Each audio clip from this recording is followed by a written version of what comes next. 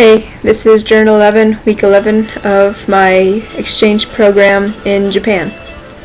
Sorry it's a little late. It's almost the end of Monday here. Nothing happened much this week, but this week has been really hectic in the sense that I've been doing almost the same thing every day, practicing for Sports Day. For those of you that don't know, Sports Day is like, well, it's pretty much what it sounds like. It's a day where all the students in the school, they just play sports and compete against one another.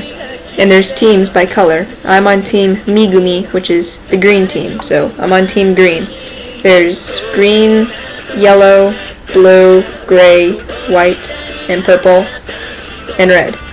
I can't remember the other names in Japanese, but I know Agumi is blue, Yagumi is yellow, Hagumi is purple, Rugumi is red, I can't remember what white is in Jap. I can't remember what white is. Anyway, so yes, I'm on Megumi, and they have different types of sports. Now, it's not like soccer and basketball.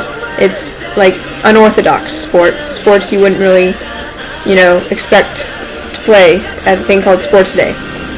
And not everyone plays every single sport. The sport I'm playing two sports. One is tug of war, which I can't remember the Japanese name for. And the second one is called Bojo Boshi. That's a little hard to translate, but pretty much in essence it means it's like hat on top of a pole. That's pretty much what it is. Now, tug of war, you know how that happens. I'm going to explain Bojo Boshi. What happens in Bojo Boshi is you got a giant pole. I'd say around, maybe this thing is 10 feet tall, maybe 12 feet tall, somewhere around that height. Anyway, it's impossible to reach unless you're like standing on someone's shoulders. That's how tall it is. And what happens is you got three people at the base of the pole holding on to it like that to keep it standing upright. And then you got a ring of people wrapped around them, and then another ring of people wrapped around them. So it's like 3 layers to get to this pole. And then you got the same number of people charging at those people guarding the pole, and their job is to get the hat off top of the pole. Now what I do is I'm the one of the 3 people that holds this pole. That's all there is. That's all the people that there is that's holding this pole. Everyone else is just guarding us 3. So we gotta hold on for dear life to this pole to make sure that those other people don't get it. And the thing about this game is it's notorious for being extremely violent. It's not like people are punching one another, but people do get hurt. I mean, Thursday was a practice day for Sports Day, and I still have bruises from playing Bojo Boshi. So there's 2 poles at a time. Each team is guarding their pole, and each team has an offensive and a defensive side. I'm on the defense, and a few of my friends are on the offense. So me and the defense team wrap ourselves around our pole. We have a red flag, and then what team were we going against? Then the red team, Rugumi, they have a white flag, and they're guarding their pole. And then on the blow of the whistle, the offenses charge at the opposite. And from my experience at practice day, I was so surprised because they kept telling me, "Devin, it's a very dangerous game. Are you sure you're not scared at all?" I'm like, "Yeah, it's fine," because my idea of dangerous in Japan is like, pretty light. Because I'll ride my bike without my hands and people freak out. They're like, "Danger, danger!" So, I didn't think their form of danger was quite equivalent to the American danger. But, yeah, it's a dangerous game. I mean, I had my clear piercings in, because at school you're not allowed to wear piercings. But I don't want my holes to close up, so I had in fake piercings, but I shouldn't have. And I had all 10 of them in, and when Bojo Boshi was over, there's only 2 left. So essentially, this is how it went. Holding onto the pole, whistle blew. I hear the other team screaming their bloodlust battle cry. There's, "Ah!" And they charge right at us. And like it was just a wave of impact. Just went boom. Me and the other 2 girls were like holding onto the pole. We have our feet locked around it and our arms just wrapped all around it like pythons. And we're just holding for dear life onto this pole.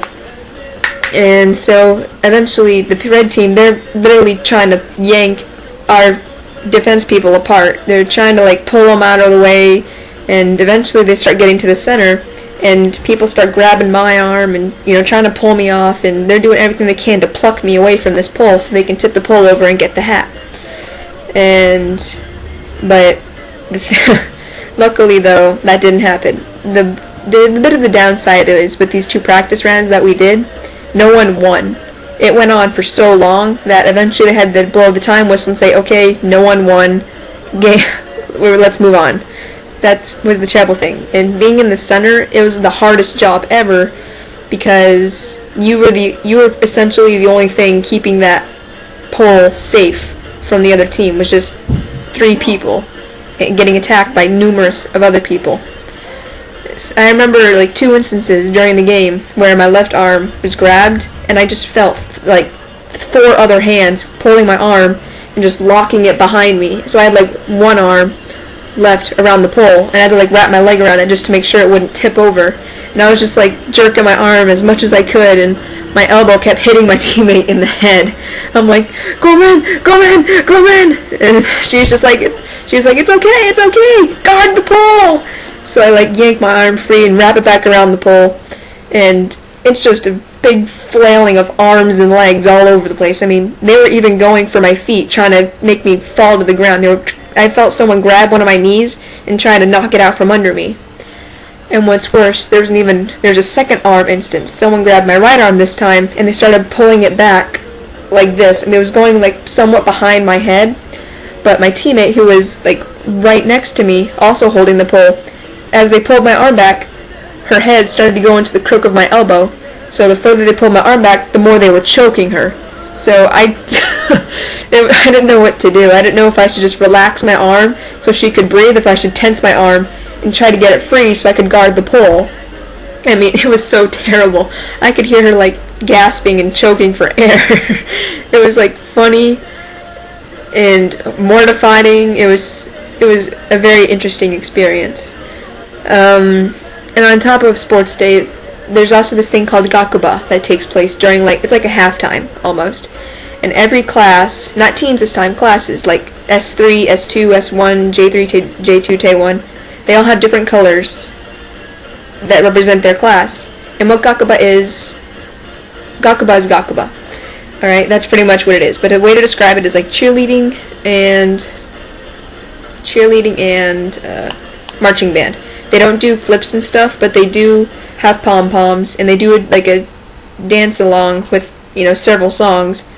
And in line with that, they also like marched in synchronized order and formed patterns and shapes and stuff. It's actually very interesting to look at from above. And so S2, that's the class I'm in, we're red and white. So we have our gakuba dresses on and our gakuba pom-poms, and during like, you know, the middle of the day, we all do our gakuba routines.